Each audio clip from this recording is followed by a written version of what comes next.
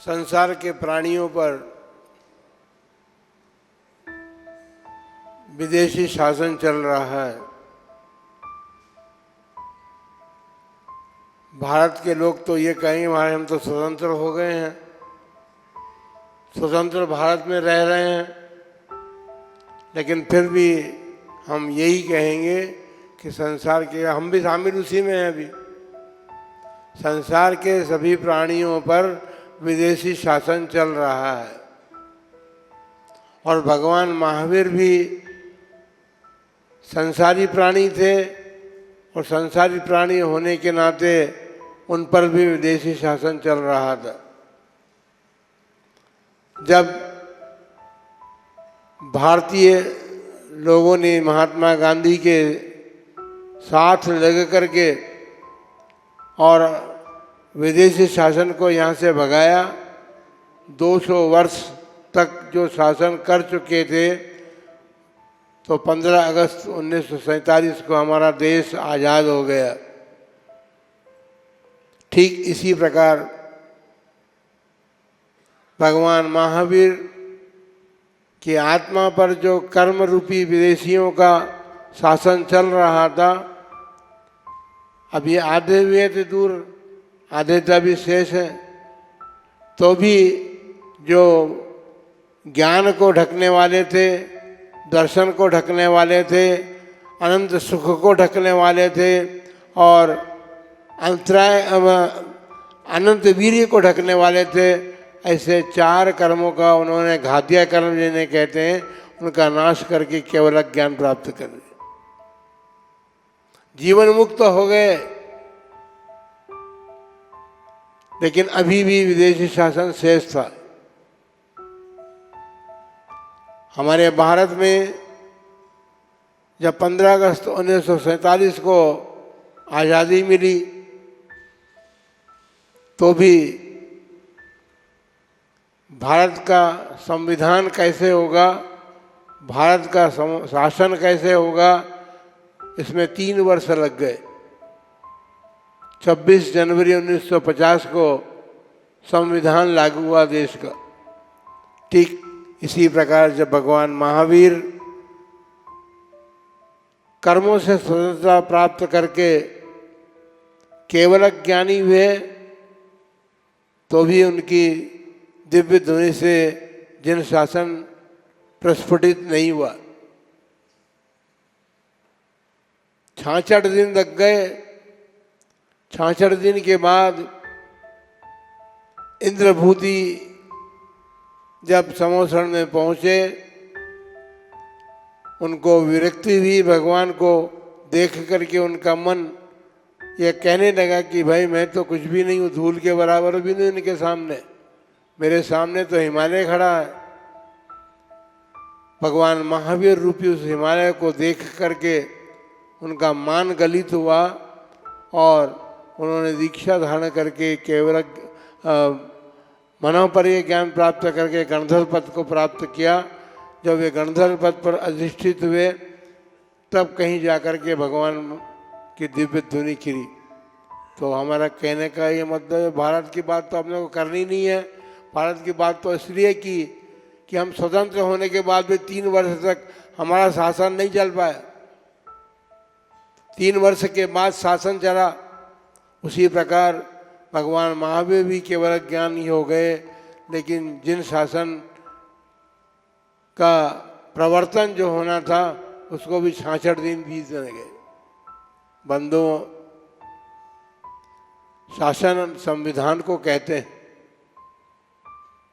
भारत का संविधान बना, तब कहीं जाकर के भारत का शासन किस प्रकार होगा, कैसा चलेगा, इत्यादि बातों का उस संविधान में निर्धारण किया गया।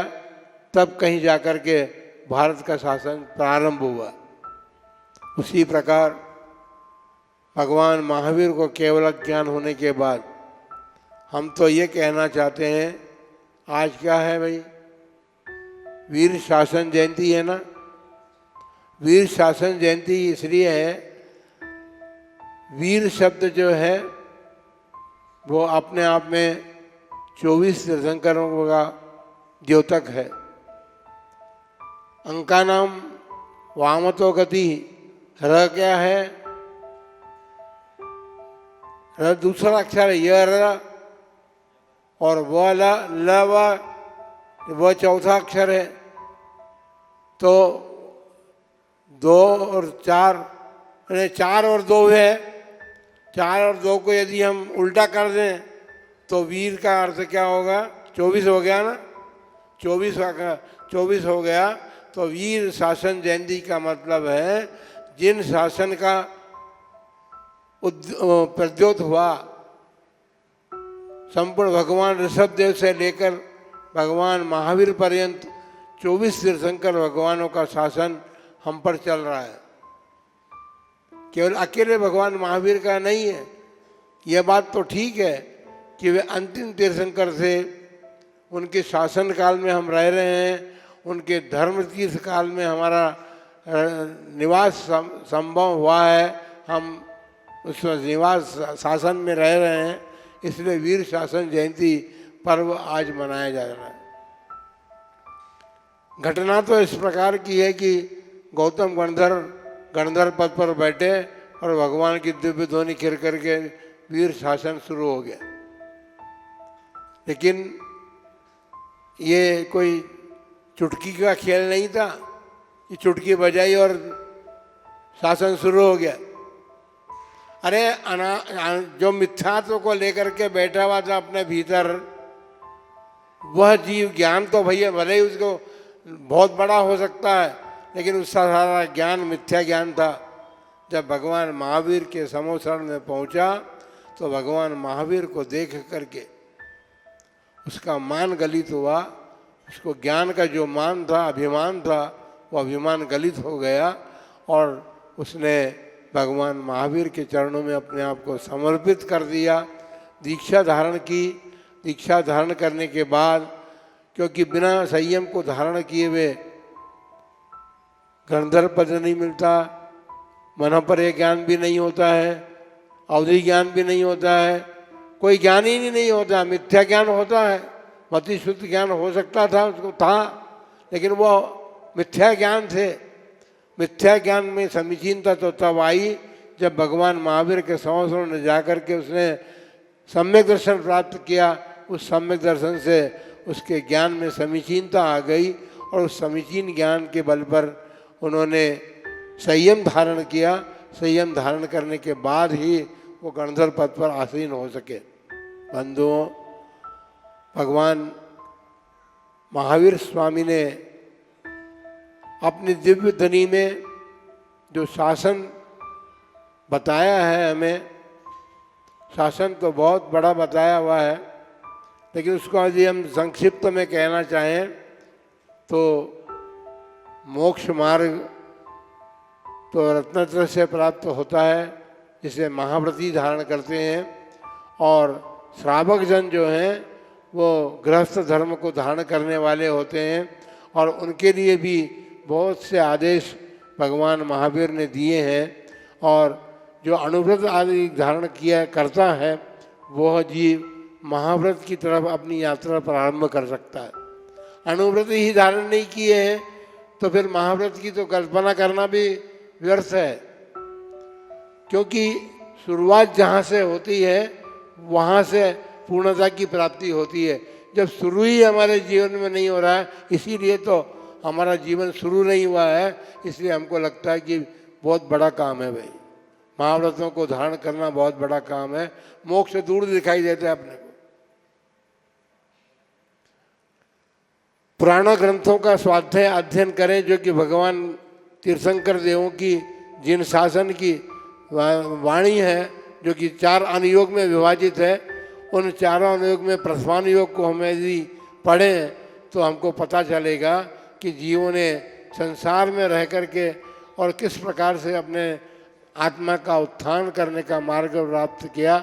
ये समझने की बात है, और समझने की बात नहीं है, समझ करके उसको ग्रहण करने की बात है।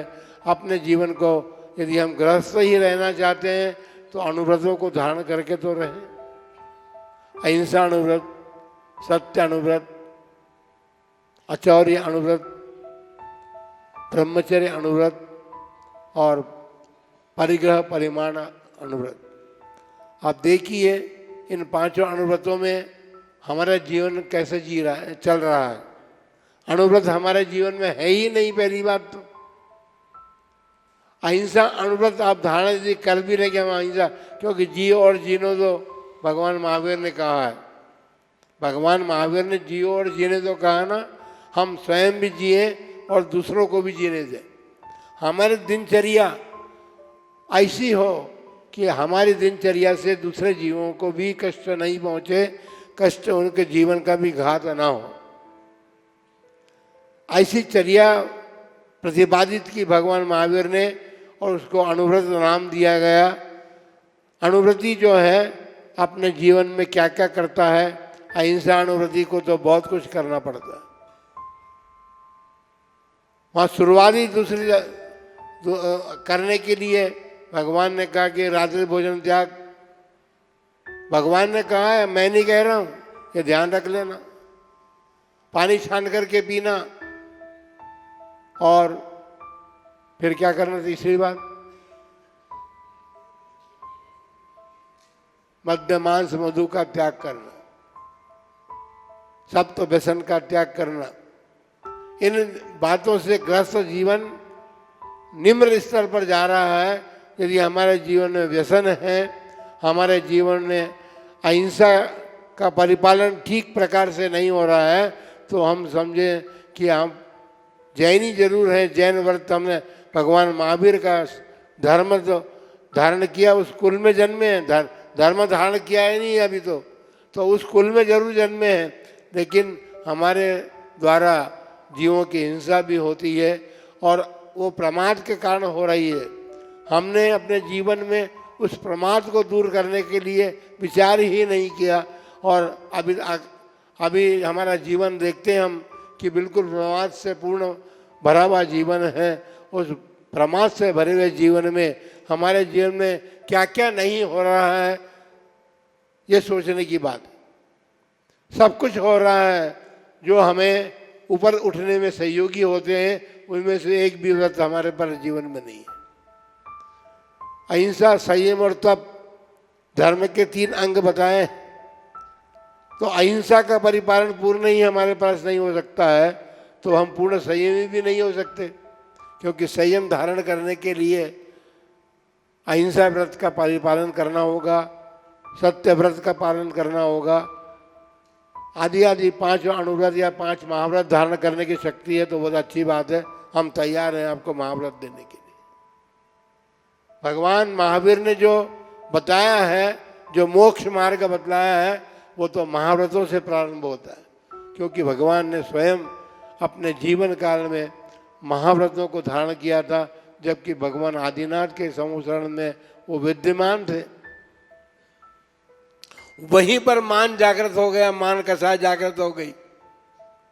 भगवान के देशना को सुन करके कि भरत चक्रवर्ती का प्रश्न जब हुआ था तो भगवान के दिव्य ध्वनि में आया कि तुम्हारा पुत्र जो मरीचि कुमार है ये हमारे अंतिम तीर्थंकर होगा।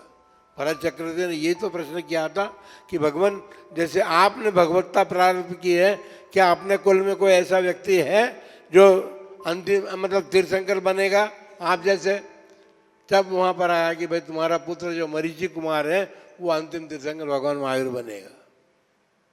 मान जागृत हो गया। अभी किसी को कह दो कि भाई तुमको राष्ट्रपति बनाते हैं, पर योग्यता तो होनी चाहिए ना राष्ट्रपति बनने की। राष्ट्रपति बनने के लिए योग्यता होनी चाहिए। पहले से अपने नगर में, अपने मोहल्ले में हमको उस प्रकार का वातावरण बनाना पड़ेगा, तब कहीं आप नेतृत्व को प्राप्त होंगे। राष्ट्रपति बनने के लिए तो बहुत दिन लगेंगे।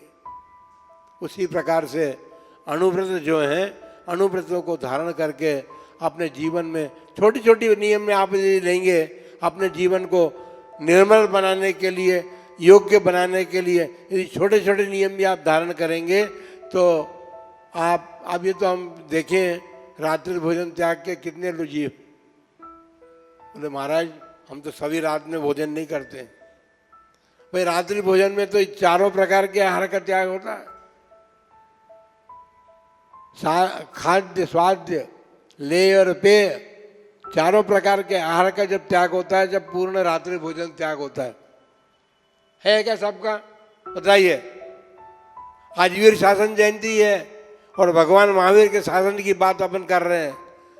4 प्रकार के आहार का त्याग जब तक नहीं होगा तब तक अहिंसा व्रत की पूर्णतया पालन नहीं हो सकता।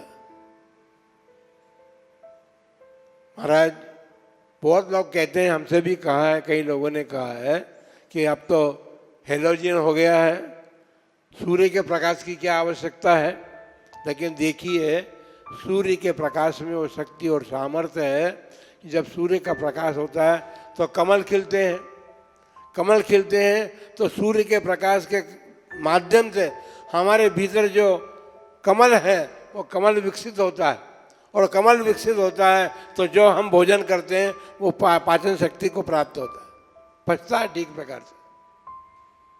हमें सोने से इतने समय पहले हम यदि भोजन कर लेंगे और फिर आप सोएंगे तो सुनिश्चित बात है कि आपका भोजन हजम होगा, पचेगा, आप निरोगी रहेंगे, आपको कोई रोग नहीं होगा।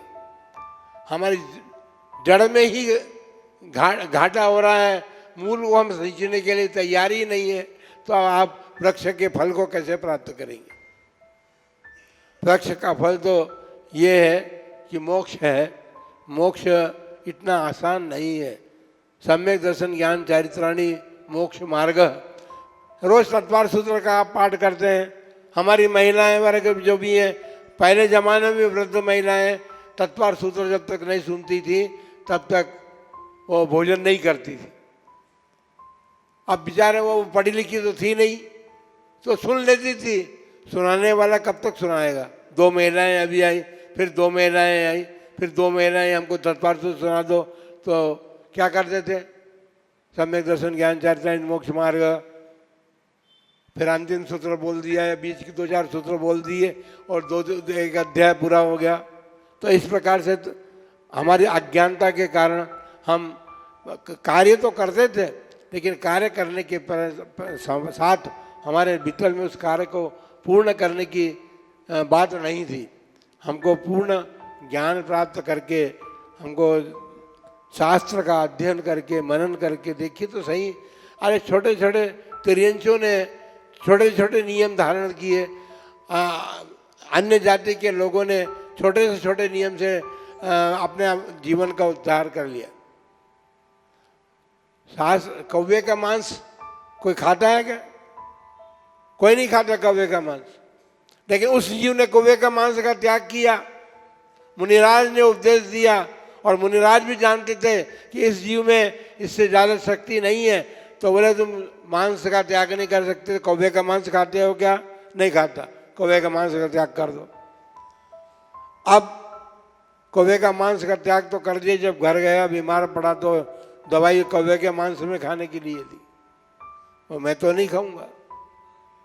जीवन चला जाए पर चला जाए, पर मैं इसका बोले छोड़ो। आप यदि छोटा सा नियम अभी धारण करके जाते हैं तो जब संकट आता है, शरीर शारीरिक विपदा, संकट शारीरिक विपदा आती है, तो आप 1 मिनट के लिए 1 मिनट भी धैर्य धारण नहीं कर सकते। 1 मिनट में आप अपने नियम को भंग करके और अपने शरीर के प्रति कितने मोही हैं, शरीर के प्रति कितने मोही हैं। जो धर्म धारण किया है, जो त्याग धारण किया है, उसको भी हम नष्ट करने के लिए तैयार हो जाते हैं। बताइए, अब आप कैसे भगवान महावीर बनेंगे?